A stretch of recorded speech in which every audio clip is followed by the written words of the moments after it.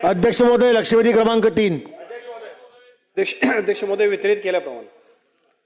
अध्यक्ष महोदय, या लक्षवेधीमध्ये राज्यातील सार्वजनिक आरोग्य विभागाने कर्करोगाचे वेळेत निदान व्हावे यासाठी राबवण्यात आलेल्या मोहिमेअंतर्गत दिनांक 4 फेब्रुवारी 2025 पासून राज्यव्यापी कर्करोग तपासणी व जनजागृती मोहिमेची 3,05,00,000 नागरिकांची तपासणी केली. त्यातून 41,169 संशयित कर्करोगाची नोंद झाली आणि यासंबंधीची अनेक माहिती ही शासनाने माननीय मंत्री महोदयांनी या उत्तरामध्ये दिली आहे. मी माननीय मंत्री महोदयांना स्पेसिफिक प्रश्न असा विचारू इच्छितो की आपण दिलेल्या माहितीमध्ये या ठिकाणी स्तनाचे जे कर्करोग आहेत त्याचं मोठं प्रमाण ग्रामीण भागात आणि शहरी भागात आढळलं आणि खास करून मुंबई शहरामध्ये देखील सर्वाधिक जास्त प्रमाण हे स्तनाच्या कर्करोगाचं आपल्याला या सगळ्या तपासणीमध्ये आढळून आलं. माझा स्पेसिफिक प्रश्न अध्यक्ष महोदय, मंत्री महोदय असा आहे की स्तनाच्या कर्करोगाचे ज्या पद्धतीने रुग्ण आढळत आहेत त्याच्यावरती उपाययोजना म्हणून सरकारच्या वतीने नेमकी कोणती उपाययोजना येणाऱ्या काळामध्ये करण्यात येणार आहे ज्यामुळे स्तनाच्या कर्करोगाचं प्रमाण कमी होईल. दुसरं असं आहे की कर्करोगाच्या या सगळ्या पेशंट्सवरती उपचार करण्यासाठी जिल्हास्तरीय रुग्णालय आपण त्या ठिकाणी उभारावं अशी आम्ही मागणी केली. त्याबाबत आज मितीपर्यंत जिल्हास्तरीय रुग्णालय उभारण्याबाबत सरकारने कोणती प्रगती केली आहे, किती ठिकाणी काम सुरू आहे आणि किती ठिकाणी काम पूर्ण झालं आहे आणि किती कामं प्रगतीपथावर आहेत.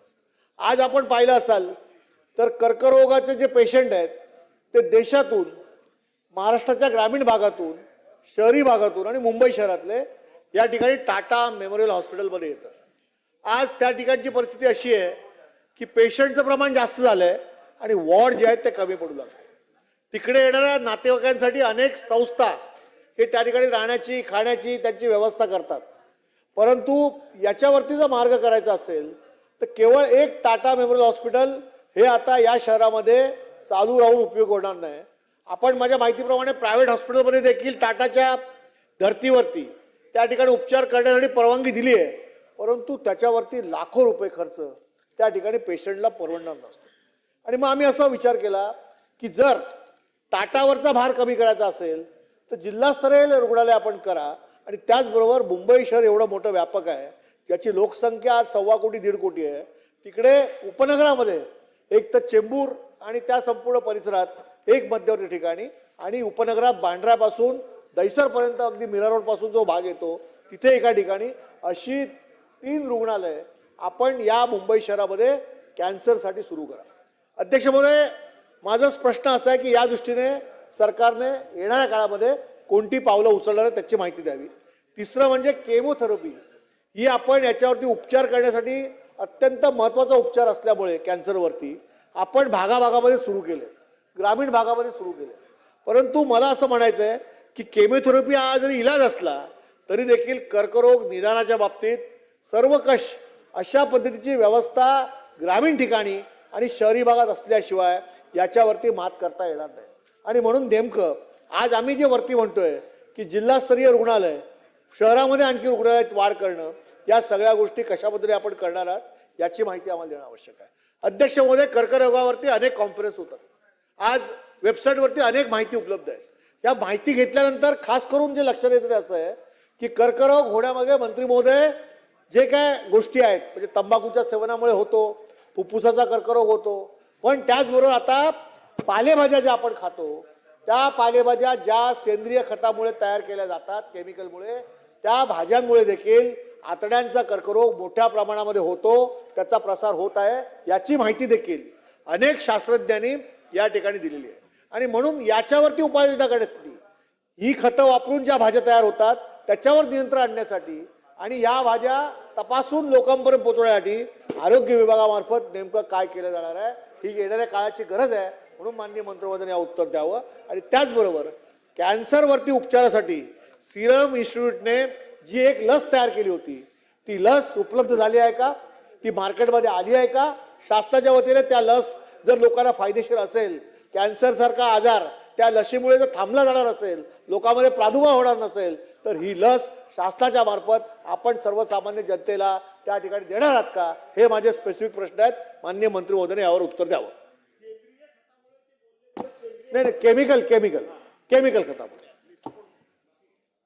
अध्यक्ष महोदय, सन्मान्य सदस्य सुनीलजी प्रभू साहेबांनी कॅन्सरचं प्रमाण आणि त्यामुळे होत असणाऱ्या सगळ्या एकूण भविष्यातला सगळा धोका आणि त्याबद्दल शासन कोणत्या पद्धतीने उपाययोजना करणार या संदर्भातला प्रश्न विचारला आहे. 2-3 प्रश्न आहेत. त्यातला पहिला प्रश्न असा आहे की ब्रेस्ट कॅन्सरबद्दल आपण काय करतोय. खरं तर या सगळ्या एकूण प्रमाणाकडे बघितलं तर पहिल्या टप्प्यामध्ये आपल्या सगळ्यांना स्क्रीनिंगकडे खूप भर दिला पाहिजे. स्क्रीनिंग आणि अवेअरनेस या 2 गोष्टी खूप महत्त्वाच्या आहेत.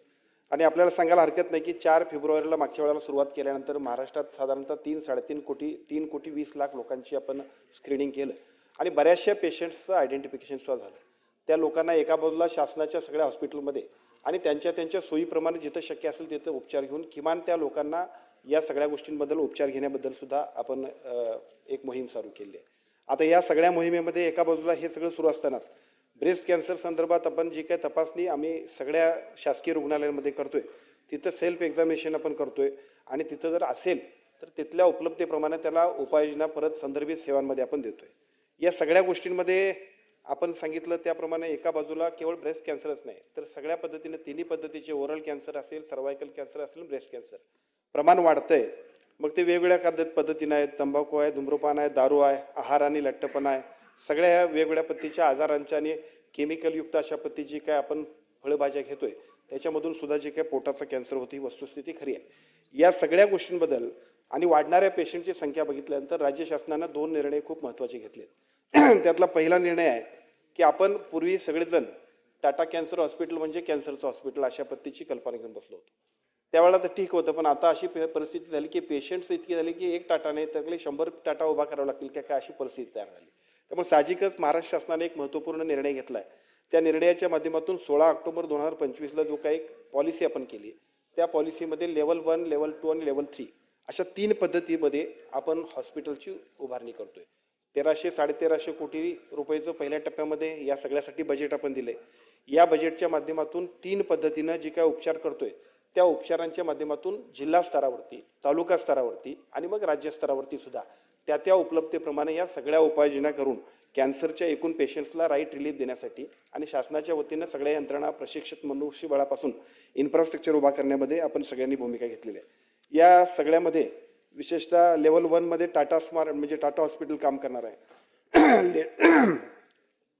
लेवल 1 नंतर लेवल 2 मध्ये संभाजीनगर, चंद्रपूर, नागपूर, जे हॉस्पिटल मुंबई, कोल्हापूरचं hospital, Pune hospital, Nanded hospital या 7 ठिकाणी, तसंच वैद्यकीय महाविद्यालयांमध्ये, तसंच नाशिक, अमरावतीमध्ये जी आमच्या सार्वजनिक आरोग्य विभागाची रेफरल हॉस्पिटल आहेत या ठिकाणी विभागीय संदर्भ हॉस्पिटल आहेत या ठिकाणी सुद्धा या सगळ्या सेवा आपण सुरू करतोय. आणि त्याचबरोबर लेवल 3 साठी अंबेजोगाई, यवतमाळ, मुंबईचं कामा, त्याचबरोबर सातारा, बारामती, जळगाव, रत्नागिरी, ठाणे, शिर्डी संस्थांचं रुग्णालय अशा पद्धतीच्या हॉस्पिटलमध्ये सुद्धा L1, L2 आणि L3 अशा पद्धतीने या सगळ्या गोष्टीची सुरुवात करण्यासाठी GR निर्गमित झाला, फंड्सचं अलोकेशन झालं आणि या सगळ्यांचं काम सुद्धा सुरू होतंय.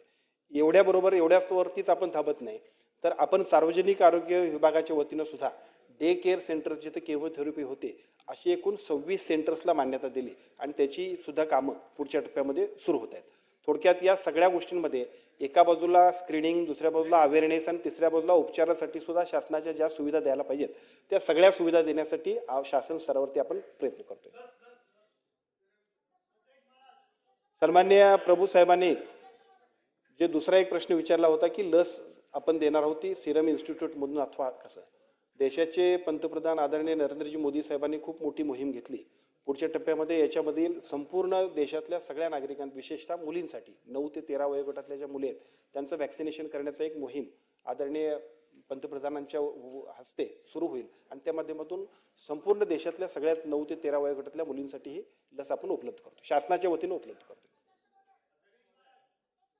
ये बहुत ही महत्वपूर्ण लक्ष्यवेधी हम इस पे चर्चा कर रहे हैं. अध्यक्ष महोदय, कैंसर जिस तरह से फैल रहा है इस देश के अंदर और जिस तरह से लोग इसके शिकार हो रहे हैं उसके लिए महाराष्ट्र सरकार को बहुत बड़े कदम उठाने की जरूरत है. अध्यक्ष महोदय, कैंसर का जब नाम आता है तो पूरे महाराष्ट्र में लोगों का ध्यान एक ही तरफ जाता है, टाटा इंस्टीट्यूट की तरफ.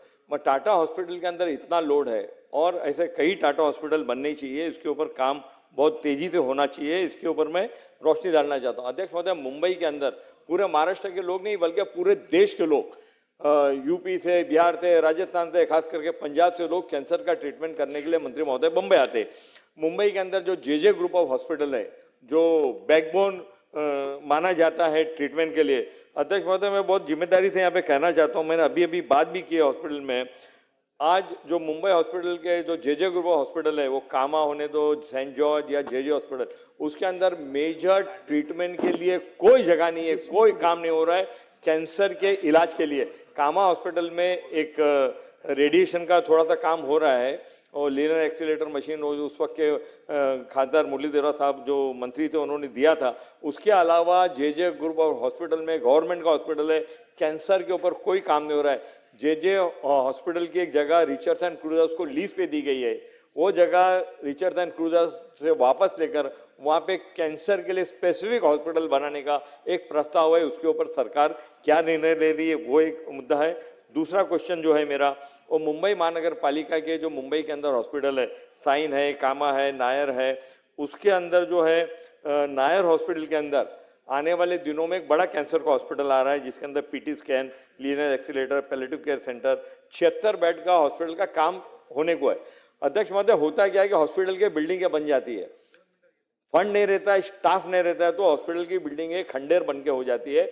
जो नायर हॉस्पिटल का जो काम जो शुरू है, जो 2027 में पूरा होने वाला है, आज तक उसके लिए कोई स्टाफ का प्रोविजन नहीं है। तो क्या सरकार मुंबई महानगर पालिका को आदेश देगी कि नायर हॉस्पिटल में जो 76 बेड का कैंसर हॉस्पिटल आ रहा है, उसके लिए स्टाफ और डॉक्टर का अपॉइंटमेंट और उसका फंड का अरेंजमेंट होगा। अध्यक्ष महोदय, जिस तरह के मंत्री महोदय ने बताया कि हम पब्लिक प्राइवेट पार्टनरशिप के अंदर दूसरे हॉस्पिटल बनाने जा रहे हैं, मुंबई के अंदर Purnashok Ahilyadevi hospital head and neck cancer institute है, जिसको डॉक्टर प्रधान चलाते हैं। अध्यक्ष महोदय, 97 बेड 100 बेड का हॉस्पिटल है। उस हॉस्पिटल को परमिशंस के लिए मंत्री महोदय जी, ये जो कैंसर हॉस्पिटल बनाए जाते हैं, जो पब्लिक प्राइवेट पार्टनरशिप में होते हैं या इंडिविजुअल होते हैं, उसको 1 विंडो क्लियरेंस होना चाहिए। उसको क्लियरेंस मिलते मिलते कई साल निकल जाते हैं और वो हॉस्पिटल के प्रोजेक्ट जो डिरेल हो जाते हैं। उसके लिए क्या हम मुंबई महानगर पालिका में जो स्पेसिफिकली कैंसर के लिए हॉस्पिटल बनते हैं, उसको 1 विंडो क्लियर सिस्टम करेंगे क्या? एक बहुत ही इंपॉर्टेंट अध्यक्ष महोदय इशू है कि आज कैंसर का इलाज रेडिएशन केमोथेरेपी होता है। केमोथेरेपी के ड्रग्स इतने महंगे हैं कि एक आम आदमी क्या मिडिल क्लास फैमिली भी उसको अफोर्ड नहीं कर सकता है। तो क्या सरकार है जो केमोथेरेपी के जो ड्रग्स है उसको अफोर्डेबल करने के लिए उसके प्राइस को प्राइसिंग लाने का कुछ कोशिश करेंगी क्या? अर्ली डिटेक्शन ऑफ कैंसर बहुत इंपॉर्टेंट है, सरकार उस पर काम कर रही है, उसको और तेजी से काम करने के लिए सरकार क्या क्या निर्णय लेगी?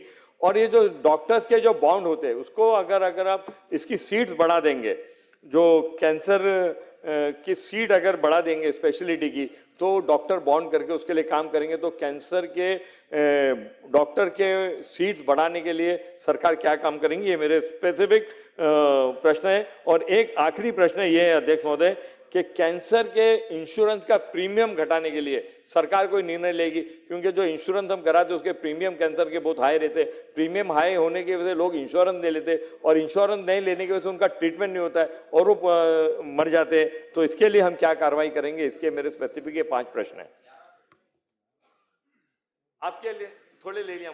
अध्यक्ष महोदय, सन्मान्य सदस्यांनी जे 3-4 प्रश्न विचारलेत त्यामधले 2 प्रश्न महत्त्वाचे आहेत की विशेषतः आपण जे मध्ये, कामा हॉस्पिटलमध्ये आणि मुंबई शहरामध्ये अजून चांगल्या पद्धतीच्या कॅन्सरच्या सुविधा उपलब्ध करून द्यायला पाहिजेत। खरं तर मुंबई महानगरपालिका आणि त्यांच्या आयुक्तांबरोबर बसून आपण या सगळ्या गोष्टींवरती एखादी जर बैठक घेतली आणि त्याच्यावरती जर काय स्पीडअप करण्यासाठी सूचना दिल्या, आदरणीय नगरविकास मंत्री आणि उपमुख्यमंत्री एकनाथजी शिंदे साहेबांना सुद्धा त्या बैठकीला बोलवलं, तर फंड्स आणि डिसिजन अशा सगळ्या गोष्टी केल्या तर ह्या गोष्टी खूप महत्त्वाच्या आहेत। आणि या केवळ तुमच्यासाठी महत्त्वाच्या नाहीत, मुंबईतल्या नागरिकांच्यासाठी तरी महत्त्वाच्या आहेत, पण मेजर जे सगळे पेशंट्स आहेत ते शहरात येत असतात, ते मुंबईमध्येच असतात। त्यामुळे या सगळ्या सुविधा अद्ययावत करण्यासाठी शासन म्हणून या संदर्भातली एक बैठक आपण घेऊया आणि त्या बैठकीच्या माध्यमातून या सगळ्या गोष्टीला निर्गत प्रगतीपथावरती घेऊन जाऊ। दुसरा मुद्दा, माझी विनंती म्हणजे मी असं म्हणतो की हे अधिवेशन आटोपल्यानंतर तरी आपण बोलू किंवा अधिवेशनात सुद्धा जर आपण शक्य झालं तर आपण तशी घेतली तरी सुद्धा बरं होईल। निश्चितपणे तशा पद्धतीची आपण निर्णय घेऊ।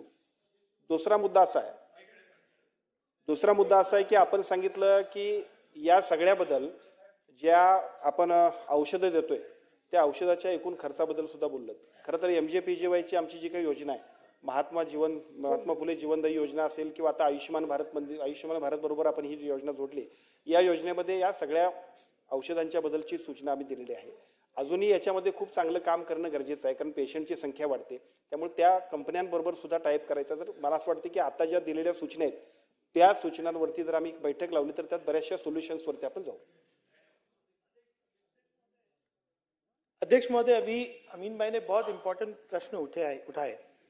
अभी टाटा इंस्टीट्यूट के सिवा मुंबई में कोई बड़ी फैसिलिटी कैंसर के लिए नहीं है. मेरी माहिती ऐसी है कि टाटा इंस्टीट्यूट को हाफकिन के पीछे एक प्रेमाइसिस दी गई है, एक जगह दी गई है, और वहाँ पे उन्होंने मुंबई महानगर पालिका को प्रस्ताव दिया है कि हम यहाँ पे एक्सपेंशन करेंगे. मैंने कल माहिती लिया कि मुंबई महानगर पालिका को गवर्नमेंट ऑफ इंडिया ने लिखने के बावजूद उसके प्रीमियम के एग्जेम्पशन नहीं मिल रहा है. यानी कि सीएम ऑफिस फॉलोअप कर रही है, केंद्र सरकार लिख रही है, लेकिन मुंबई महानगर पालिका प्रीमियम का एग्जेम्पशन नहीं दे रही है. इसकी वजह से 1.5 साल से प्रोजेक्ट प्रलंबित है. ये मेरा पहला क्वेश्चन है कि क्या इतना इंपॉर्टेंट विषय पे आप बैठक, मुझे मत बुलाइए, बैठक लगा के इसका तोड़गा निकालिए, क्योंकि अगर वो प्रीमियम एग्जेम्पशन नहीं मिलता तो कॉस्ट इतना बढ़ जाता है प्रोजेक्ट का कि वो वायबल नहीं रहता. दूसरी बात है, यहाँ पर सारी बातें हुई कि मुंबई में कैसे कैपेसिटी हम बढ़ाए, पर MMR रीजन में आज आपको भिवंडी से लेके मुंबई टाटा इंस्टीट्यूट में आना है ना, अगर कैंसर के पेशेंट हो तो आप रोओगे, 4 घंटे आपको लगते. तो MMR रीजन में आप कैपेसिटी कैसे बढ़ाओगे, क्योंकि सबसे बड़ा पॉपुलेशन वहाँ पे है. सम्मानीय उप मुख्यमंत्री जो है हमारे क्षेत्र से है, अभी सिविल हॉस्पिटल का एक्सपेंशन हो रहा है, 800-850 करोड़ का प्रोजेक्ट है. अगर आप आज रिव्यू लेंगे उसका तो आप कैंसर के लिए एक नींव डालेंगे. छोटा ही सही सेटअप वहां शुरू कीजिए. तीसरा विषय, मुंबई महानगर पालिका में सुनील प्रभु जी जब महापौर थे, हमने पब्लिक प्राइवेट पार्टनरशिप डायलिसिस के लिए शुरू की. शताब्दी में है, मेरे एरिया में मुंबई सेंट्रल के अंदर है. अभी पब्लिक हेल्थ जो है रेस्ट ऑफ महाराष्ट्र में अभी भी खुद चलाते हैं. अभी आईजीएम हॉस्पिटल हमारे भिवंडी के अंदर है.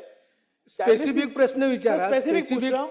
डायलिसिस के लिए यूटिलाइजेशन यानी उसकी जो कैपेसिटी है 20% है. टेक्नीशियन नहीं है, मटेरियल नहीं है, ये सब है. क्या आप एक डैशबोर्ड बनाइए कि डायलिसिस की कैपेसिटी स्टेट में कितनी है और यूटिलाइजेशन कितना और किस वजह से नहीं हो रहा. ये बहुत, हाँ नहीं, मैं गवर्नमेंट के अंदर बोल रहा हूँ, गवर्नमेंट के अंदर, क्योंकि हमारे यहाँ पे प्राइवेट नहीं है सर.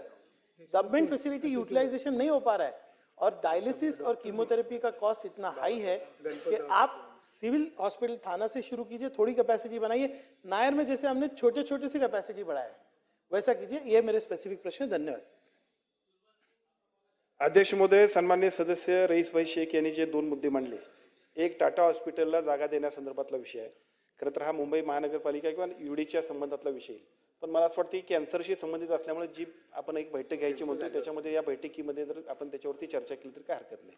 आणि दुसरा मुद्दा जो आपण सांगितला की या सगळ्याबरोबर डायलिसिसची युनिट PPP मॉडेलवरती सुद्धा देण्याबद्दलची जी काय प्रक्रिया आमच्याकडे सुद्धा आम्ही केली, आणि सार्वजनिक आरोग्य विभागाकडे जी आम्ही PPP मॉडेलवरती डायलिसिस युनिट दिली ते अतिशय चांगली चालतात. त्यामुळे मला असं वाटतं की असे काही प्रस्ताव असतील तर ते त्याच्यामध्ये कन्वर्ट केलं तर लोकांना राईट सर्व्हिसेस देणं हा आपला पहिल्यांदा प्रथम प्राधान्य असणार आहे. त्यामुळे अशा काही सूचना असतील तर त्या आम्ही निश्चितपणे त्याला मान्यता देऊ. खोडके मॅडम, भास्करराव, एकच मिनिट फक्त.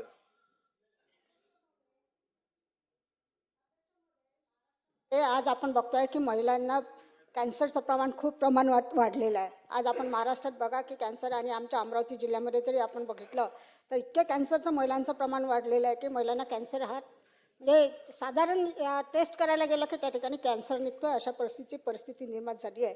म्हणून आज या ठिकाणी मला असं सांगायचं आहे की आमच्या अमरावती या ठिकाणी आपण सुपर स्पेशालिटीमध्ये कॅन्सरचं युनिट चालू केलं. त्या कॅन्सरच्या युनिटच्या माध्यमातून ऑपरेशन व्यवस्थित होत आहे, किमोथेरपी होत आहे. आज या ठिकाणी ऑपरेशन झाल्यानंतर, किमोथेरपी झाल्यानंतर त्या पेशंटला राहण्यासाठी 1 दिवस ठेवायची आपल्याला व्यवस्था नव्हती. तर DPTCमधून सन्माननीय पालकमंत्री महोदयांनी त्या ठिकाणी 5 कोटी रुपये मंजूर केले, आणि त्याचासुद्धा या ठिकाणी एक हॉल आपण त्या ठिकाणी बांधणार आहे. त्या ठिकाणी ऑपरेशन झाल्यानंतर पेशंटला आपल्याला ठेवायची व्यवस्था आहे. परंतु अध्यक्ष महोदय, मंत्री महोदयांना माझी विनंती आहे की आपण ऑपरेशन करतो त्या ठिकाणी याला औषधसुद्धा व्यवस्थित देतो, परंतु जे केमोथेरपी आणि औषध झाल्यानंतर त्यांना सुट्टी होते. कारण महिलांची परिस्थिती आपल्याला माहिती आहे, खूप आर्थिक परिस्थिती फार गंभीर असते, त्याच्यामुळे ते औषधसुद्धा आणू शकत नाही. आणि शासन फक्त ॲडमिट असेपर्यंतच त्याची व्यवस्था करते, आणि ॲडमिट केल्यानंतर सुट्टी दिल्यानंतर त्या पेशंटकडे कोणी बघत नाही. आर्थिक परिस्थितीच्यानं ते औषधसुद्धा आणू शकत नाही. म्हणून या ठिकाणी ज्यांचं उत्पन्न आपण लिमिटेड ठेवलं, कमी उत्पन्नाच्या महिलांना जर आपण औषधं उपलब्ध शासनाने करून दिली तर निश्चितच या महिलांना सुद्धा त्या ठिकाणी सहकार्य होईल. कारण आज माझ्याकडे सुद्धा एक आमदार म्हणून लोक येतात आणि महिला येतात आणि त्या म्हणतात, ताई आमचं ऑपरेशन झालं, सगळं झालं, आता औषधीसाठी पैसे नाही. आता आम्ही त्यांच्याकडनं चिठ्ठ्या घेतो, त्यांना औषध घेऊन देतो, परंतु हे सर्वसामान्य सगळ्यांना शक्य होत नाही. म्हणून मला या ठिकाणी शासनाला विनंती आहे की शासनाने हा निर्णय घ्यावा की जो कॅन्सर पेशंट असेल त्याला उत्पन्नाची अट टाकून त्या ठिकाणी त्या औषध पुरवण्याचं काम शासनाने केलं तर जे कमीत कमी त्यांना पुढचं आयुष्य सुद्धा जगता येईल, याचा निर्णय शासन घेणार का? अध्यक्ष महोदय, सन्मान्य सदस्य सुलभाताई खोडके यांनी जे काही मुद्दा मांडला, एकच आहे की औषधोपचार झाला पाहिजे आणि औषधोपचार झाल्यानंतर फॉलोअपची जी काही औषध आहेत त्याच्यामध्ये सुद्धा थोडीशी सूट मिळावी अशा पद्धतीची त्यांची विनंती आहे.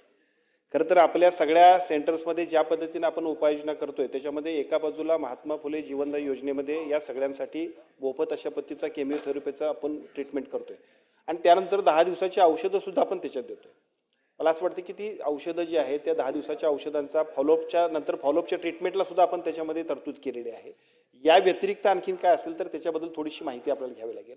माझी विनंती आहे की पहिल्या टप्प्यातले जे काय आजार आहेत, विशेषतः ट्रीटमेंट असेल, त्याच्यावरती केमिओथेरपी असेल, केमिओथेरपीनंतर त्याच्यानंतर फॉलोअपची सुद्धा जी काय आपण ट्रीटमेंट आहे या सगळ्यासाठी सुद्धा आपण महात्मा फुले जीवनदायी योजनेमध्ये तरतूद केलेली आहे. अजूनही काही सूचना असेल तर मला असं वाटतं आपण जर आम्हाला दिले तर त्याच्यामध्ये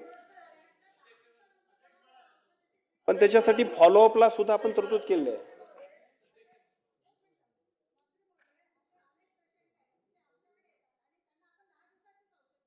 पण 10 दिवसानंतर तो पेशंट असतो का 35 आणि 40 वर्षाच्या महिला असतात, वय सुद्धा कमी असते, परिस्थिती सुद्धा गंभीर असते.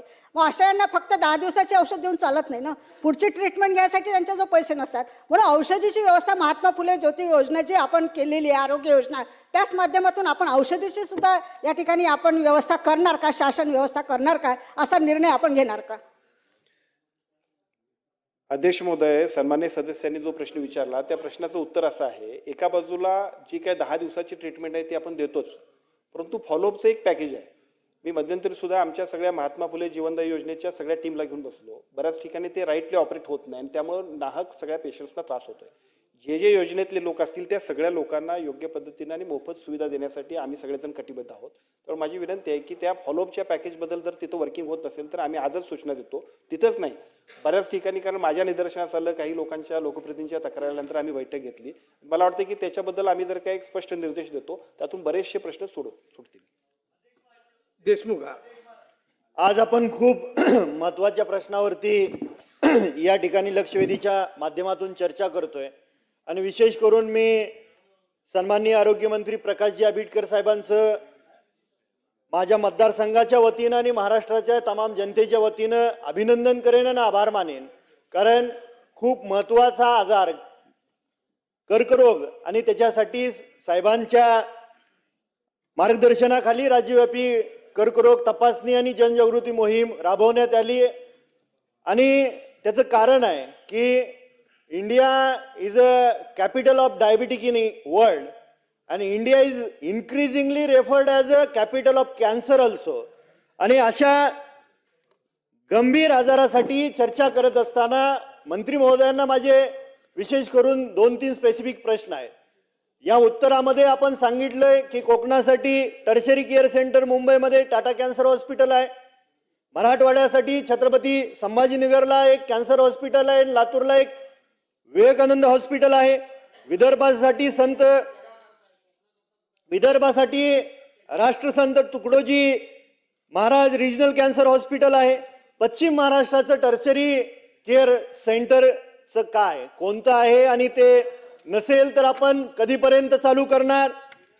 महाराष्ट्रामध्ये 36 जिल्हे आहेत आणि 36 जिल्ह्यापैकी फक्त 8 जिल्ह्यांमध्ये किमोथेरपीची ट्रीटमेंट आपण चालू केली. इतर जिल्ह्यांचं काय, ती कधी चालू करणार?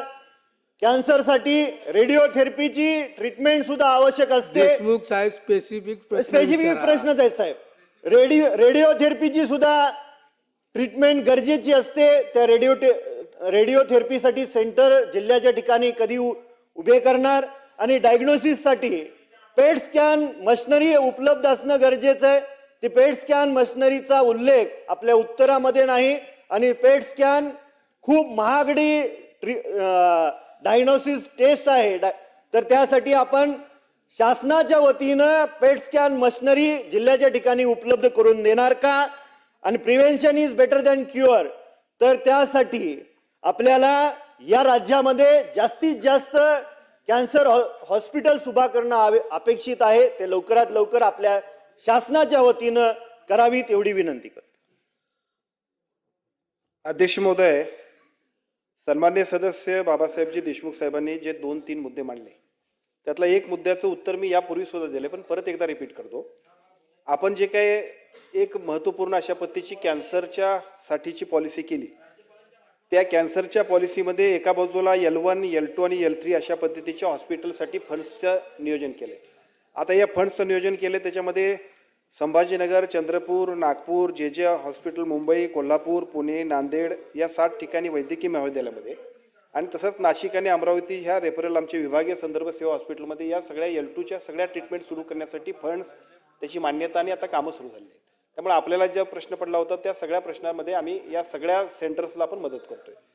दुसरा प्रश्न आपण जो विचारला आहे त्या दुसऱ्या प्रश्नाचं उत्तर असं आहे की आपण आता पहिल्या टप्प्यामध्ये 8 ठिकाणी रेडिओथेरपीची सेंटर्स आपण सुरू केले आहेत, परंतु ही 8 ठिकाणचे सेंटर्स अपुरी पडतायत. म्हणून राज्य शासनाच्या वतीनं, सार्वजनिक आरोग्य विभागाच्या वतीनं अजून 26 ठिकाणी PPP तत्वावरती ही रेडिओथेरपीची सेंटर्स आपण सुरू करतोय. त्याचा आता हे झालेलं आहे, टेंडर प्रक्रिया सुरू झालेली आहे. पुढच्या काही कालावधीमध्ये प्रत्यक्षात ते सुरू होतील अशा पद्धतीचं, म्हणजे आणखीन 26 ठिकाणी ते सुरू होतील. अजून एक मुद्दा महत्त्वाचा आपण सांगितलं आणि तो मुद्द्याबद्दल मात्र आम्हाला निश्चितपणे विचार करावा लागेल. कारण आपण जे सांगितलं की एकूण त्याची जी काय पेट स्कॅन असल्याशिवाय आपल्याला त्याची नोंदणी होत नाही. पेट स्कॅनचं निदान करायला तर इतकं महागडं आहे की ते पुण्या मुंबईमध्ये आल्याशिवाय ते होत नाही. मग उपचार करण्यामध्ये पेट स्कॅनचं महत्त्व अनन्यसाधारण असल्यामुळं महात्मा फुले आरोग्यदायी योजनेमध्ये सुद्धा पेट स्कॅनचा जर समावेश केला तर अनेक लोक, खाजगी लोक सुद्धा घेतील आणि आमच्या लोकांना सुद्धा संदर्भ सेवा चांगल्या मिळतील. त्यामुळे त्या पद्धतीचा निर्णय आम्ही घेऊ की ज्याच्या माध्यमातून राज्यातल्या सगळ्या छोट्या वाड्यातला, वस्तीतला प्रत्येक माणूस सुद्धा पेट स्कॅन पासून वंचित राहता कामा नये आणि राईट डायग्नोज झाल्याशिवाय त्याला पुढे जाताच येणार नाही. त्यामुळे त्या सगळ्या गोष्टींची सुद्धा आम्ही आमच्या महात्मा फुले आरोग्यदायी योजनेमध्ये समावेश करण्याचा निर्णय आम्ही घेतोय. भास्करराव. अध्यक्ष महोदय, मगाशी मंत्री महोदय जेव्हा उत्तर देत होते तेव्हाच खरं मी हरकत घ्यायला उभा राहणार होतो, पण मला माहित होतं की अध्यक्ष महोदय मला संधी देतील आणि मी त्या प्रश्नाचं निराकरण करून घेईन. हरकत एवढ्याकरता मी आपल्या समोर घ्यायला उभा होतो की आपण जे 3 स्टेजेस ठरवल्यात त्या 3ऱ्या स्टेजमध्ये आपण रत्नागिरी जिल्हा टाकलात, कोकण टाकलात.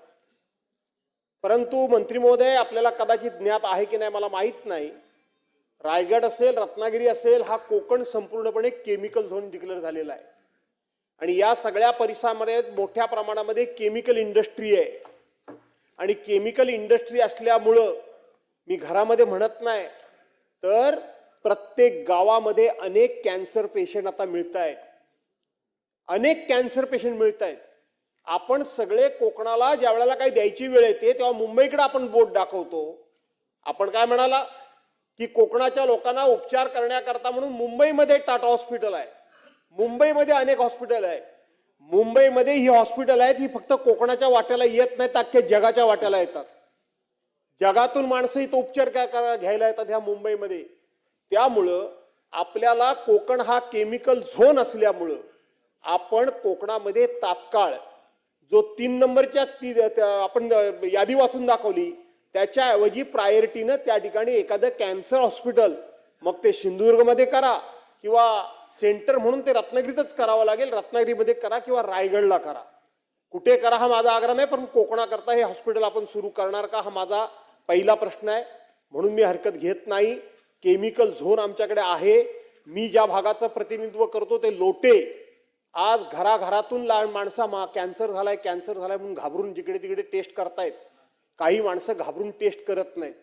अध्यक्ष महोदय, दुसरा माझा जो मंत्री महोदय अनुभव आहे तो आज आपल्या राज्यामध्ये एकंदरीत कॅन्सर पेशंट बघितले आणि कॅन्सर पेशंट मरण्याचं प्रमाण बघितलं तर सुदैवानं, माझं चुकत असेल मला करेक्ट करा, महिलांपेक्षा पुरुषांमध्ये हे प्रमाण फार मोठं आहे.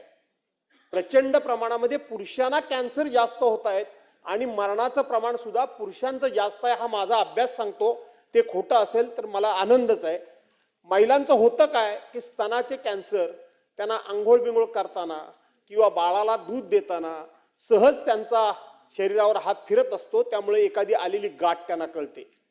जास्तीत जास्त महिलांना 2च प्रकारचा कॅन्सर होतो, एक स्तनाचा कॅन्सर होतो आणि गर्भाशयाच्या पिशवीचा कॅन्सर होतो. माझ्या माहितीप्रमाणे गर्भाशयाच्या पिशवीच्या कॅन्सरची सुरुवात अशी होते की त्या महिलेला नियमित पाळी येण्याच्या ऐवजी ती पाळी त्या ठिकाणी चुकते आणि ब्लिडिंग व्हायला सुरुवात होते. त्यावेळेला जर तिने योग्य वेळेला टेस्ट केली तर महिलेला कॅन्सरची सुरुवात होतीये, म्हणून ताबडतोब गर्भाशयाची पिशवी काढून टाकली अध्यक्ष महोदय, तर त्या महिलेचा जीव वाचतो. स्तनाचा कॅन्सर गाठ झाली म्हणून ताबडतोब चेक केली, तेवढाच भाग कट करून टाकला तर महिला वाचतात. पण पुरुषांना अशा प्रकारचं कुठलंही सिम्पटम्स नाही. असा माझा अभ्यास सांगतो की कॅन्सरचं कुठलंही सिम्पटम्स नाही. कॅन्सर हा सर्वसाधारणपणे 4th स्टेजला गेला तरच तो लक्षात येतो. न पेक्षा हा कॅन्सर झालाय हे कळतच नाही. ही सगळ्यात मोठी अडचण आहे. एखाद्या दुसऱ्या कुठल्या तरी ऑपरेशन करता तो जर पार्ट ओपन केला आणि तिथली गाठ वगैरे जर डॉक्टरनी बायोप्सी म्हणून चेक केली तर त्याला कॅन्सर झाल्याचं प्रायमरी स्टेजला लक्षात येतं, तर तो वाचतो. नाही म्हणजे तो 4th स्टेजला गेल्यानंतर लक्षात येतं आणि भयानक अशा पद्धतीचं कॅन्सरचं प्रमाण वाढलंय. आणि म्हणून सिम्पटम्स नाहीत तरी सुद्धा ज्या आता प्री टेस्ट घेतल्या जातात, नाही अशातला भाग नाही, पण तशा प्रकारची व्यवस्था आपण करणार का? स्पेसिफिक हो, मी साहेब तेच सांगितलं. तशा प्रकारची आपण व्यवस्था करणार का? कोकणामध्ये केमिकल झोन जाहीर झाल्यामुळं आपण कोकणामध्ये हॉस्पिटल त्या ठिकाणी ताबडतोब सुरू करण्याची प्रायोरिटी देणार का? आणि पुरुषांच्या बाबतीत, महिलांच्या बाबतीत पण तोच आदर आहे, परंतु मला जे कळतं ते पुरुषांच्या बाबतीत सुद्धा प्री टेस्ट घेण्याची काही व्यवस्था आपण करू शकाल का, किंवा असली तर माहिती द्या. धन्यवाद अध्यक्ष महोदय. अध्यक्ष महोदय, सन्माननीय सदस्य भास्कररावजी जाधव साहेबांनी मांडलेले तिन्ही मुद्दे, पहिला मुद्दा त्यांच्या स्वभावशैलीप्रमाणे एकदम बरोबर आहे. कोकण आणि भास्कररावजी जाधव साहेब म्हटले की लगेचच हे होते. तर माझी विनंती आपल्याला आहे, कारण आपण ज्येष्ठ सदस्य आहात, यापूर्वी सुद्धा अशा पद्धतीची पॉलिसी व्हायला नव्हती, परंतु पेशंटची संख्या वाढल्यानंतर राज्य शासनाने हा निर्णय घेतलाय. आता निर्णय घेतलाय म्हटल्यानंतर याच्यामध्ये दुरुस्ती करणं, अजून नवीन मान्यता देणे हे शासनाच्या हातात आहे आणि ती गरजच आहे. त्यामुळे आपण जे सांगितलं त्याच्याबद्दल सरकार सकारात्मक विचार करेल. कारण कोकणातल्या तिन्ही जिल्ह्यांमध्ये सुद्धा जी काय 3-4 जिल्ह्यांमध्ये जी काय एकूण सगळे पेशंटची संख्या असेल तर ती जर कमी करायची असेल तर लेवल 2 मध्ये त्याचा समावेश करण्याबद्दल शासन निश्चितपणे सकारात्मक अशा पद्धतीचा निर्णय घेईल. दुसरा मुद्दा असा आहे, आपण ज्याचा आता उल्लेख केला की पेशंट्स डायग्नोज व्हायलाच आपण 4th स्टेजला जातोय. खरं म्हणजे काल जे अभियान आम्ही घेतलं 4 फेब्रुवारीपासून, आणि त्याच्यामध्ये अनेक पेशंट्स आपल्याला आढळले. बऱ्याच वेळा अज्ञान, अंधश्रद्धा आणि भीती या सगळ्या गोष्टी ज्या असतात त्या बऱ्याच वेळा आपल्या सगळ्यांना खूप त्रास देत राहतात. आपण सगळ्यांनी सुद्धा या स्क्रीनिंगला जर सामोरे गेलं तर या सगळ्या 4th स्टेजपेक्षा सुद्धा 1st स्टेजमध्ये सुद्धा खूप लोक बरे होतात. आपण सांगितलं की महिलांमध्येच होते, असं काय नाही, पुरुषांमध्ये सुद्धा. आता आपण ज्यावेळेला बघतोय त्यावेळेला ज्या वेळेला आपण स्क्रीनिंग करतोय लोक घाबरतात स्क्रीनिंगला. लोकांना वाटतं उगाच कशाला जायचं. आम्ही ती कॅन्सर व्हॅन म्हणून आम्ही 8 ठिकाणी हे सुरू केल्या होत्या. नंतर आम्हाला असं करावं लागलं की त्याच्यावरचा शब्द बदलावा लागला कॅन्सर व्हॅन, कारण का तो पेशंट तपासायलाच येणार. रेग्युलर आरोग्याची तपासणी म्हणून घेतली की लोक आपोआप त्याच्यात यायला लागले आणि आम्ही तिची दुरुस्ती केली. माझी सगळ्या लोकप्रतिनिधींना विनंती आहे, जसं आपण आता इथं सभागृहात सांगितलं त्या पद्धतीनं आपण सगळ्यांनी सुद्धा याच्यावरती अवेअरनेस लोकप्रतिनिधी म्हणून सुद्धा केली पाहिजे. कारण या सगळ्या गोष्टींचं सगळ्यात मोठं सोल्युशन काय असेल, कॅन्सर बरा होतोय, फक्त प्रश्न काय की तो योग्य वेळी त्याच्यावरती आपण सगळ्यांनी उपचार केला पाहिजे. आणि त्याची पहिली जर त्याची सुरुवात काय असेल तर स्क्रीनिंग. मला काय झालं ह्याच्यापेक्षा सुद्धा काही नाही झालं तरी सुद्धा स्क्रीनिंगकडे गेलो तर 100% आपण त्या सगळ्या गोष्टींपासून वाचू शकतोय. त्यामुळे त्याच्याबद्दल एका बाजूला राज्य शासनाच्या वतीनं मागच्या वेळेला जे अभियान घेतलं तेच आता आम्ही पुढे घेतोय. सातत्यानं लोकांना या सगळ्या गोष्टींचा अवेअरनेस, त्याच्यातली भीती आम्ही काढून द्यायचा प्रयत्न करतोय. पण सगळ्यांनीच पुढाकार घेऊया आणि कॅन्सर मुक्त महाराष्ट्राची एक मिशन आपण सगळ्यांनी यशस्वी करूया. राजकुमार बडोले. माझे फक्त 2च स्पेसिफिक प्रश्न आहेत. स्त्रियांमध्ये जे वय 18 ते 40 वयोगटाच्या गटामध्ये HPV वॅक्सिन दिल्यास गर्भाशयाच्या मुखाचा कर्करोग जो असतो तो होण्यास प्रतिबंध होतो. ही लस उपलब्ध असताना सुद्धा गर्भाशयाच्या मुखाचे अनेक कॅन्सर रुग्ण आढळतात. त्यामुळे ही लस शासन मोफत सर्व शासकीय रुग्णालयामध्ये उपलब्ध करून देणार आहेत का, हा माझा पहिला प्रश्न आहे. आणि दुसरा स्पेसिफिक प्रश्न आहे का जवळपास 65% जनता ही ग्रामीण भागामध्ये राहते आणि या ग्रामीण भागामध्ये ज्यांना 3री स्टेज जेव्हा येतो तेव्हाच त्यांच्या लक्षात येते आणि ते आटोक्याबाहेर जाते. म्हणून माझा स्पेसिफिक प्रश्न का आजच्या घडीला आपल्याकडे हॉस्पिटल फार कमी आहेत आणि म्हणून प्रत्येक जिल्ह्यामध्ये कॅन्सर स्क्रीनिंग आणि डिटेक्शन व्हॅन जी आपण उपलब्ध करून देऊ शकतो का, ती दिली तर मला वाटते याच्यावर आपल्याला आळा घालता येईल. आणि एक महत्त्वाचा प्रश्न आहे का 50 वर्षाच्या ज्या जास्त वयाच्या महिला असतात तर याच्यामध्ये साधारणतः जो गर्भाशयाचा कॅन्सरचा प्रमाण वाढतोय तर याच्यामध्ये जी मॅमोग्राफी स्क्रीनिंग आहे ही उपलब्ध करून देण्याच्या दृष्टीनं आपण काय कार्यवाही करणार, एवढेच माझे 3 प्रश्न आहेत. अध्यक्ष महोदय, सन्माननीय सदस्य राजकुमारजी बडोले साहेबांनी जे 3 मुद्दे मांडलेत त्यातल्या पहिल्या मुद्द्याचं उत्तर याच्यापूर्वी सुद्धा मी दिलंय की देशाचे पंतप्रधान आदरणीय नरेंद्रजी मोदी साहेबांच्या शुभ हस्ते HP व्हॅक्सिनचं जे काही एकूण काम करणार आहोत ते पुढच्या काही दिवसांमध्येच आपण करू. खूप मोठी मोहीम देशातल्या सगळ्या नवीन पिढीतल्या मुलींसाठी आपण घेतोय आणि त्याच्यामध्ये महाराष्ट्रातल्या सगळ्या लोकांना आपण कव्हर करतोय. त्यामुळे व्हॅक्सिनेशन 9 ते 14 वयोगटातल्या विशेषतः मुली ज्या आहेत त्यांच्यासाठीचं मोहीम होईल. दुसरं असं आहे की कॅन्सर व्हॅन्स आम्ही जे घेतले ते 8 घेतलेले आहेत, पण त्या 8 व्हॅन्सचा सुद्धा संख्या अपुरी पडते. पुढच्या टप्प्यामध्ये किमान प्रत्येक जिल्ह्यामध्ये ती जर घेतली आणि त्याच्या माध्यमातून ह्या सगळ्या तपासण्या केल्या तर सगळ्याला आपल्याला प्रिव्हेन्शन जे पाहिजे ते प्रिव्हेन्शन करण्यामध्ये आम्ही यशस्वी होणार आहे. या दोन्ही गोष्टी आम्ही करण्याबद्दल निर्णय घेतो. शेखर निकम. अध्यक्ष महोदय, माझी या निमित्ताने अशी मागणी आहे की नवीन हॉस्पिटल तर कोकणासाठी आपण करणारच आहोत, कारण आपण कोकणावर प्रेम करणारे मंत्री आहात. परंतु आमच्या इथे सावर्डे गावामध्ये डेरवन ट्रस्ट चॅरिटेबल ट्रस्ट आहे. या ट्रस्टच्या माध्यमातून अतिशय अद्ययावत कॅन्सर डिटेक्शन सेंटर चाललं जातं. खूप चांगलं काम त्या हॉस्पिटलमध्ये केलं जातं. तिथं सर्व फॅसिलिटी आहेत, सगळ्या सोयी सुविधा उपलब्ध आहेत. माझी या निमित्ताने आपल्याला मागणी आहे की आपण जर गव्हर्नमेंटचं रेफरिंग सेंटर जर त्याला मान्यता दिलीत तर त्याचा फायदा तिथल्या ग्रामीण भागातील सर्व पेशंटना खूप चांगल्या पद्धतीने होऊ शकेल. तर ते करणार आहात का? आणि दुसरी ज्या आपण व्हॅनमध्ये दिल्या होत्या ज्याचं उद्घाटन आम्ही सगळ्यांनी केलं होतं की चांगल्या पद्धतीने त्या व्हॅन होत्या, त्या आज व्हॅन त्या जिल्ह्यामध्ये उपलब्ध दिसत नाहीत, तर त्याची पूर्तता कशा पद्धतीने करणार? अध्यक्ष महोदय, सन्माननीय सदस्य शेखर निकम साहेबांनी 2 मुद्दे मांडलेत. त्यातला पहिला मुद्दा त्यांच्याकडे असणाऱ्या डेरवनच्या सेंटरला मान्यता द्यावी. आता हा विषय आज इतकासा माहिती नाही, पण आपण प्रस्ताव द्या. जर ते त्याचा उपयोग शासनाला आणि समाजाला होत असेल तर निश्चितपणाने सकारात्मक आपण त्याच्यामध्ये जाऊ. आणि दुसरं आपण सांगितलं की कॅन्सर व्हॅनचं उद्घाटन केलं आणि ते दिसत नाहीत. खरं तर ते 8 आहेत आणि जिल्ह्यात आपल्या सगळ्या जिल्ह्या म्हणजे सगळ्या राज्यभरात त्या फिरायच्या आहेत. त्यामुळे संख्या कमी आहे, अजून त्याची संख्याही वाढवावी लागणार आणि आपण सगळ्यांनी त्याच्यावरती राईट मॉनिटरिंग करायला लागणार. आपण दोन्ही गोष्टी करू आणि त्या सगळ्या गोष्टीला प्रभावीपणे पुढे घेऊन जाऊ. दिलीप लांडे. महोदय धन्यवाद. माझे शेवटचा मंत्री महोदयांना प्रश्न आहेत की याच्यामध्ये असं लिहिलेलं आहे की मुंबई शहरातील विषारू हवामानामुळे कर्करोगाची पुष्परोगाची लागण होत असते. माझी मंत्री महोदयांना विनंती आहे की रोग येण्यापूर्वी त्याच्यावरती आपण जर उपचार केले तर लोकांचा जीव वाचेल. म्हणून चांदिवली विधानसभेमध्ये मोठ्या प्रमाणामध्ये अनधिकृत भट्टी असल्यामुळे हवामान दूषित झालेलं आहे आणि फुफ्फुसाचे कर्करोग हे मोठ्या प्रमाणात आढळून येत आहेत. तर याच्यावर शासन कारवाई करेल का? दुसरा प्रश्न आहे की या रोगाची माहिती रोग होण्यापूर्वी आपण जनजागृती केली, आपण शिबिर घेतले, तपासणी केली, जसे होकाड हॉस्पिटल घेत होतं पूर्वी. अशा पद्धतीने शासन, जसं निकम साहेबांनी सांगितले की तुमची एक व्हॅन यायची, ती व्हॅन मुंबई शहरातील प्रत्येक विधानसभेमध्ये अशा पद्धतीने तपासणी सरकार करेल का? कॅन्सरच्या माध्यमातून केमोथेरपी घेत असताना मोठ्या प्रमाणात आर्थिक बोजा त्या रुग्णाच्या डोक्यावरती पडतो.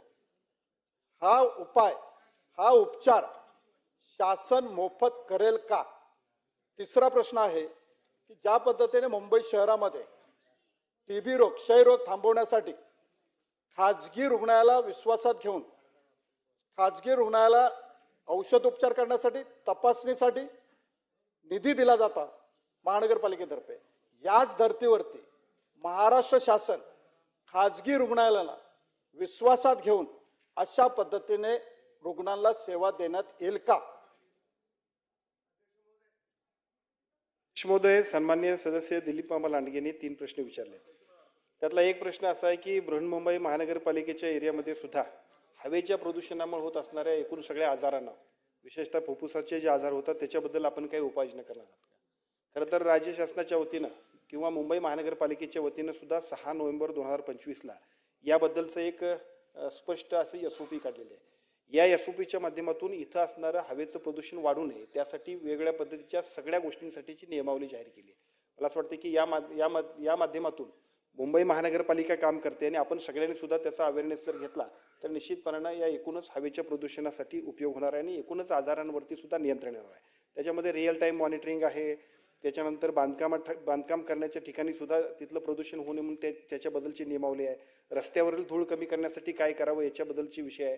त्यानंतर जर काही दुरुस्ती किंवा चुका होत असतील तर अंमलबजावणीवर दंड करण्याबद्दल सुद्धा भरारी पथकं आणि इतर सगळ्या उपाययोजना मगाशी सुद्धा सन्मान्य सदस्यांनी सांगितलं तसं बेकरी आणि स्मशानभूमीमध्ये सुद्धा लाकूड आणि कोळशाऐवजी गॅस किंवा विजेचा वापर करण्यामध्ये सक्ती करणं आणि कचरा व्यवस्थापन उघड्यावर कचरा जाळण्यावरती सुद्धा सक्ती करणं म्हणजे त्याला बंदी आणणं अशा अनेक गोष्टींचं नियमावली केलेली आहे. त्याचा उपयोग मुंबई महानगरपालिका आणि सगळ्याच शहरांमध्ये करण्याबद्दल सुद्धा विशेषतः ही SOP 3 मुंबई महानगरपालिकेनं 6 नोव्हेंबरला जाहीर केली. त्याची अंमलबजावणी करण्यासाठी सरकारच्या वतीनं सुद्धा आपण सूचना देण्यात येतील. आणि दुसरा मुद्दा आपण सांगितला त्याला माझी फक्त एवढीच आपल्याला दुरुस्ती आहे की सगळ्या खाजगी हॉस्पिटलमध्ये सुद्धा आता कॅन्सरच्या पेशंटची संख्या वाढते. महात्मा फुले जीवनदायी योजना आणि आयुष्यमान भारत योजना ही राज्य सरकारची आणि केंद्र सरकारची खूप महत्त्वाची योजना आहे. कालच सन्मान्य मुख्यमंत्र्यांनी याच्यामध्ये उपचारांच्या दरामध्येही वाढ केली आणि हॉस्पिटलची संख्या सुद्धा वाढवली. आमची विनंती आहे आपल्या भागातली जी सगळी चांगली हॉस्पिटल असतील त्या सगळ्या चांगल्या हॉस्पिटलला या योजनेमध्ये समाविष्ट करा. कारण लोकांना राईट सर्व्हिसेस मिळण्यासाठी एका बाजूला शासनाची हॉस्पिटल आणि जे जे चांगले असतील ती सगळी हॉस्पिटल सुद्धा समाविष्ट झाली तर लोकांना अधिक चांगल्या पद्धतीच्या सेवा देता येतील. त्यासाठी या सगळ्या लोकांना सुद्धा आपण सगळेजण त्याच्यामध्ये समाविष्ट करू. मुंबई सिटी के अंदर कैंसर पेशेंट इतना नॉर्मल हो गया अध्यक्ष महोदय, मेरा ऑफिस में डेली 15 से 20 कैंसर पेशेंट आ रहा है अध्यक्ष महोदय.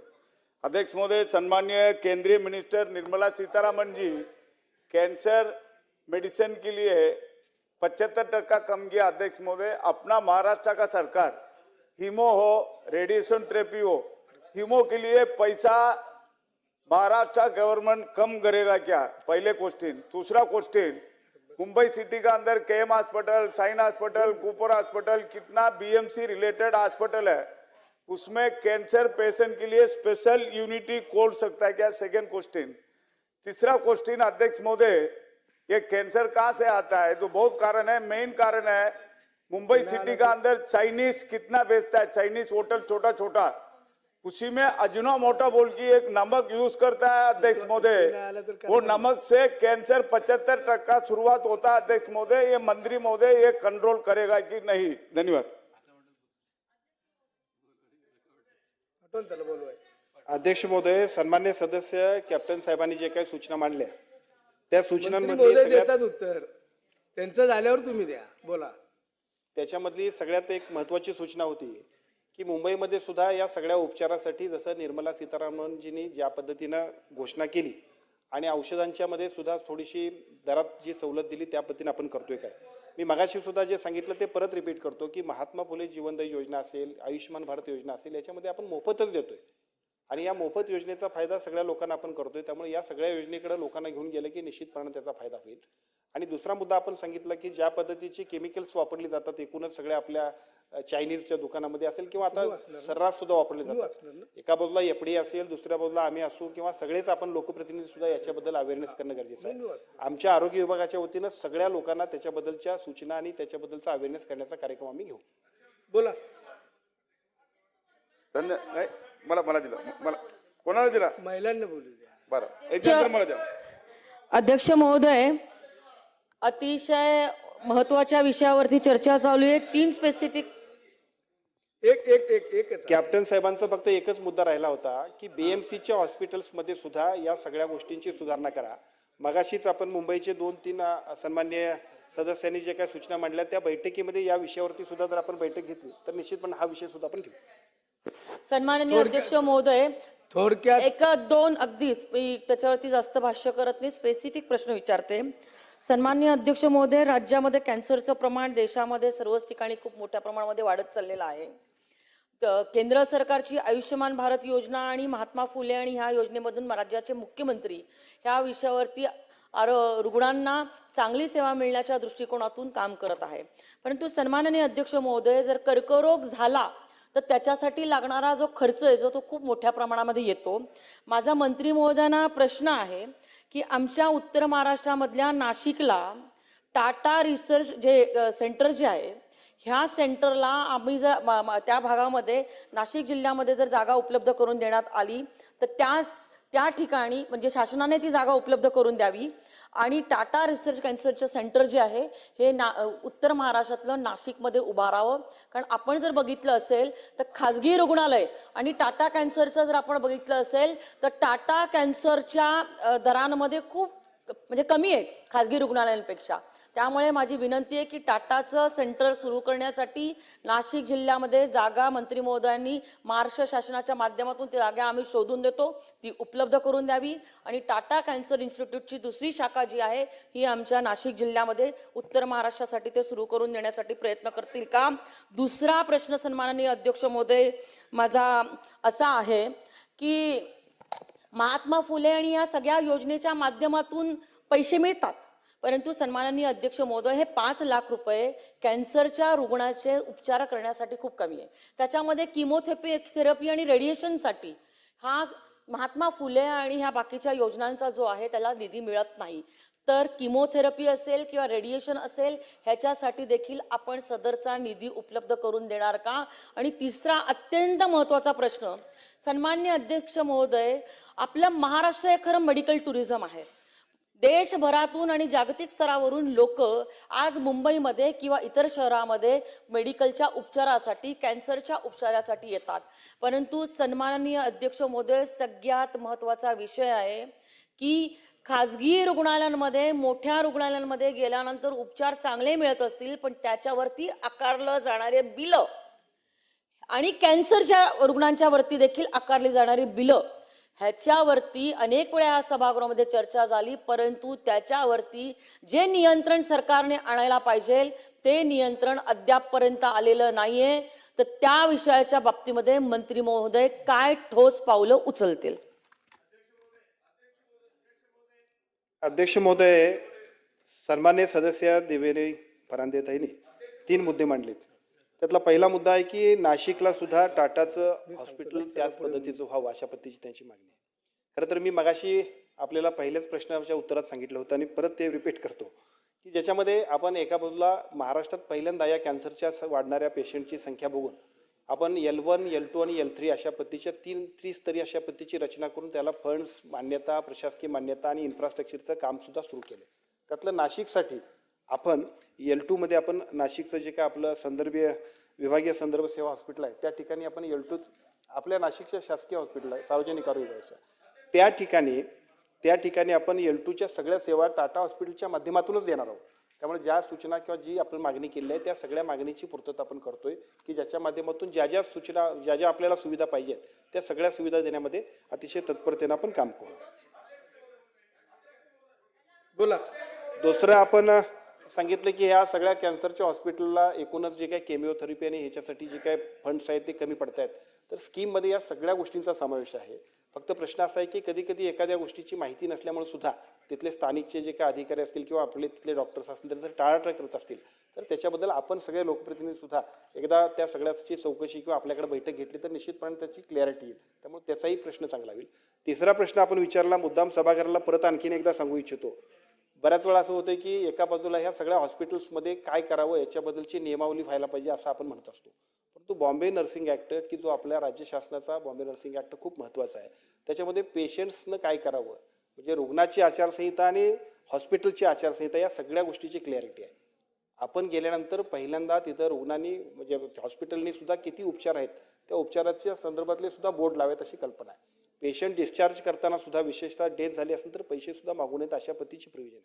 फक्त या गोष्टींची माहिती घेऊन आपण सगळ्यांनी गेलो तर बरेचसे प्रश्न सुटतील असं मला वाटतं. माझी विनंती आहे की त्या बॉम्बे नर्सिंग ॲक्टच्या सगळ्या कायद्याची प्रभावी अंमलबजावणी करण्यासाठी आम्ही सगळ्यांनी एक मोहीम घेतली. त्या मोहिमेतनं सगळ्या हॉस्पिटल्सना अवेअर केलेलं आहे आणि त्याच्यानंतर सुद्धा काय असं होत असेल तर आपल्या स्तरावरती सुद्धा आपण सूचना द्याव्यात अशी विनंती करतो. अध्यक्ष महोदय,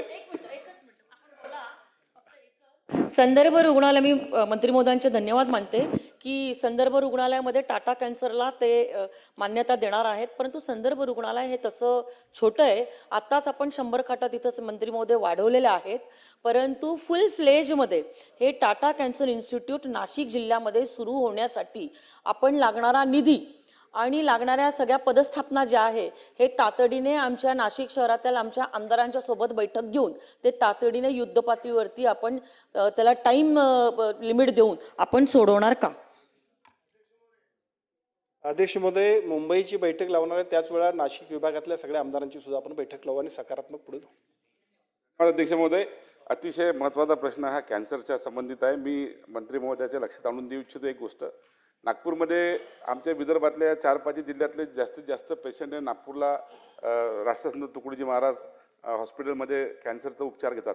पण त्या ठिकाणी असं लक्षात आलं की 1-1 महिन्याचं वेटिंग आहे. कधी कधी त्यांना जास्त वेळ लागतो. आता एखाद्या माणसाला जर कॅन्सर झाला, त्याचं निदान झालं, त्याला जर 1 महिना ट्रीटमेंट नाही मिळाली, तो पहिल्या स्टेजमधून दुसऱ्या स्टेजमध्ये जाईल, दुसऱ्या स्टेजमधून तिसऱ्या स्टेजमध्ये जाईल, त्याच्या जीवाला धोका होतो.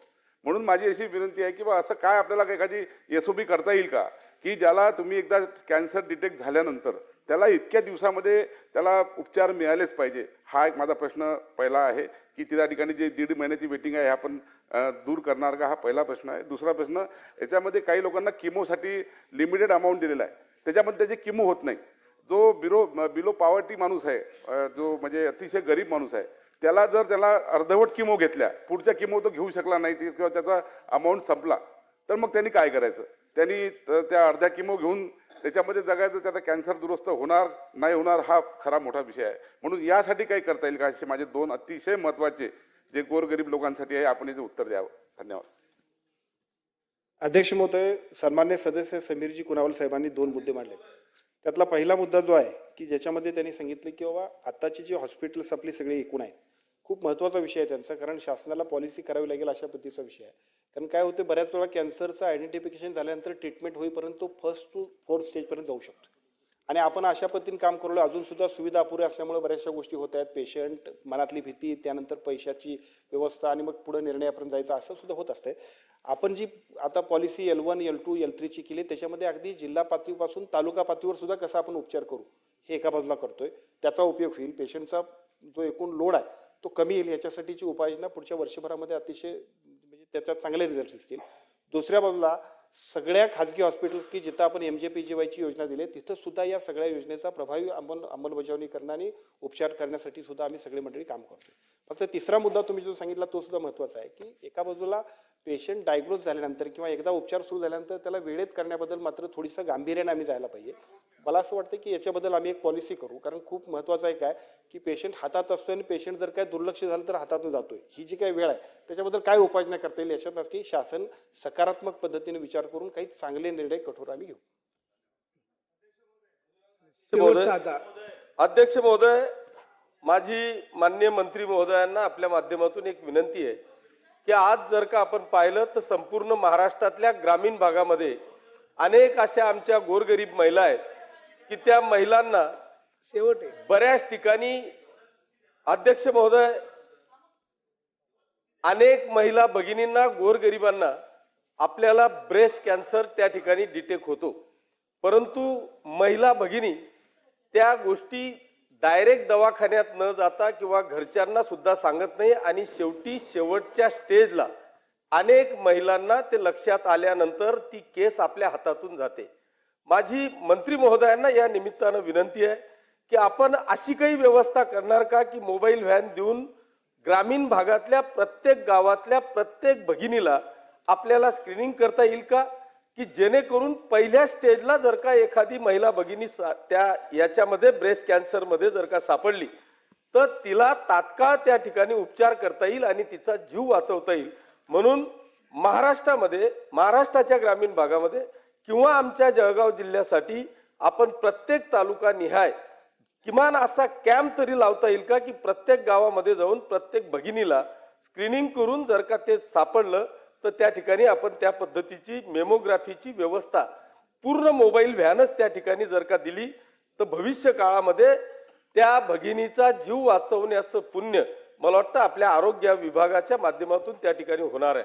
दुसरा एक महत्वाचा विषय अध्यक्ष महोदय माझा या ठिकाणी आहे की आपण अनेक ठिकाणी महात्मा फुलेच्या माध्यमातून योजनेतून आपण ह्या कॅन्सरची ट्रीटमेंट होते, परंतु बरेच दवाखान्यांमध्ये अशी कंप्लेंट आहे की त्या ठिकाणी ते पहिल्यांदा तर सांगतात की तुम्ही ह्या स्कीम मध्ये बसतच नाही, त्यांच्याकडून पैसे आहेत तोपर्यंत ओढले जातात आणि पैसे संपले की त्याच्यानंतर त्याला स्कीम मध्ये बसवलं जातं किंवा त्या ठिकाणी ते स्कीम मध्ये बसवायच्या आधीच त्याची इतकी लूट केली जाते. तर अशा दवाखान्यांवर आपण कारवाई करणार आहात का, असे स्पेसिफिक 2 प्रश्न माझे आहेत. अध्यक्ष महोदय, सन्मान्य सदस्य किशोरप्पा पाटील यांनी 2 मुद्दे मांडलेत. त्यातला एक मुद्दा आहे की स्क्रीनिंग जर केलं तर पेशंटला अगदी चांगल्या पद्धतीने आपण ट्रीटमेंट देऊ शकतो. मगापासून 2-3 वेळा त्या प्रश्नाचं उत्तर मी दिले, पण परत आणखीन एकदा सांगतो की 8च्या ऐवजी जर काय आपण संपूर्ण आमच्या 36 जिल्ह्यांमध्ये जर काय आम्ही कॅन्सर फॅन्स केल्या, म्हणजे त्या तपासणीचं आपण प्रिव्हेन्शनसाठी जर काय स्क्रीनिंग काम वाढवलं तर निश्चितपणे त्याचा उपयोग होणार आहे. त्यामुळे राज्य शासनाच्या वतीनं संपूर्ण जिल्ह्यामध्ये ह्या सगळ्या फॅन्स आणि त्याच्या माध्यमातून अवेअरनेसचं कॅम्पेनिंग, स्क्रीनिंगचं कॅम्पेनिंग आम्ही घेऊ आणि त्याचा रिझल्ट आपल्याला मिळेल. त्याच्यामध्ये आपण सगळेजण सुद्धा सहभागी होऊया. त्याच्यामधून एक खूप चांगला उपक्रम आपण करू आणि लोकांना चांगल्या पद्धतीच्या सेवा देऊ. दुसरा मुद्दा आपण सांगितला की या सगळ्या आजार होत असताना जिथं आपण महात्मा फुले आरोग्य योजना करतोय तिथं पेशंटला 2 दिवस अगोदर हेच केलं म्हणजे अगोदर त्याच्याकडून रक्कम घेतली जाते आणि मग नंतर त्याचा एनरोलमेंट केली जाते. तर अशा पद्धतीच्या कुठल्याही घटना होत असतील तर माझी तुम्हा सगळ्यांना विनंती आहे, आपण सगळेजण त्याच्यामध्ये जबाबदार आहोत. कारण या सगळ्या राज्य शासनाच्या महत्त्वपूर्ण योजनेमध्ये तुम्ही आणि आम्ही सगळ्यांनी मिळून जर काळजीपूर्वक काम नाही केलं तर मग पेशंटलाही राईट रिलीफ मिळत नाही आणि मग अनावश्यक लोकांवरती खर्च करतोय असं होतंय. मी स्वतः पालकमंत्र्यांच्या अध्यक्षतेखालची एक कमिटी पाटील साहेब आपण नेमलेली आहे. त्या सगळ्या पालकमंत्र्यांनी आमदार साहेबांच्या सदस्यत्वाच्या खाली जी काही कमिटी नेमली त्याच्यामध्ये माझी विनंती एवढी आहे की सगळ्या पालकमंत्र्यांना आणि सगळ्या आमदार महोदयांना सुद्धा की आपल्या आपल्या जिल्ह्यात आपल्या आपल्या मतदारसंघातल्या लोकांचा रिव्ह्यू घ्या आणि त्याच्यामध्ये या सगळ्या गोष्टीमध्ये जर काही चूक दुरुस्ती असेल तर तात्काळ तुम्ही सगळेजण सुद्धा सूचना केल्या की शेवटी आपल्या सगळ्यांची एक चांगल्या पद्धतीनं हॉस्पिटल, मी मंत्री झाल्यानंतर पहिल्यांदा आम्ही सगळ्यांनी मागणी केली, आम्ही प्रयत्न केले, आपल्या सगळ्यांच्या सूचना होत्या आणि महाराष्ट्राच्या मुख्यमंत्र्यांनी आणि दोन्ही उपमुख्यमंत्र्यांनी आम्हाला खूप चांगल्या पद्धतीने मदत केली आणि सगळ्या हॉस्पिटल जे परवडत नाही म्हणत होते त्यांचे आपण दर वाढवून दिले. आता दर वाढवून दिले म्हटल्यानंतर अशा तक्रारी येता कामा नाहीत आणि जर अशा येत असतील तर लोकप्रतिनिधी म्हणून तुमची आणि आमची जबाबदारी आहे. ती कमिटीच्या माध्यमातून आम्ही मॉनिटरिंग करतोय. आपणही चांगल्या पद्धतीने त्याच्यातल्या सूचना द्या. आवश्यकता असेल तर आम्हा सगळ्यांच्यापर्यंत किंवा आमच्या यंत्रणेपर्यंत आपण सूचना दिल्या तर एकाही माणसाकडून जिथं आपली स्कीम आहे तिथं एकाही माणसाकडून पेशंटकडून एकही रुपये घ्यायचा नाही, हा नियम आहे. आणि जर असा असेल तर तात्काळ त्या हॉस्पिटलला आपण या योजनेतून बाहेर काढतोय. किंबहुना आता काही ठिकाणी तरी असं होईल की काही लोकांवरती फौजदारी गुन्हे सुद्धा दाखल होतील कारण काही ठिकाणी काही चूक आहेत, अनियमितता आहेत. तर माझी विनंती आहे की या योजनेमध्ये अजून चांगल्या पद्धतीने पारदर्शीपणा आणण्यासाठी आपल्या सगळ्यांचा सुद्धा सहभाग वाढवूया आणि ज्या चुका असतील त्या दुरुस्त करूया.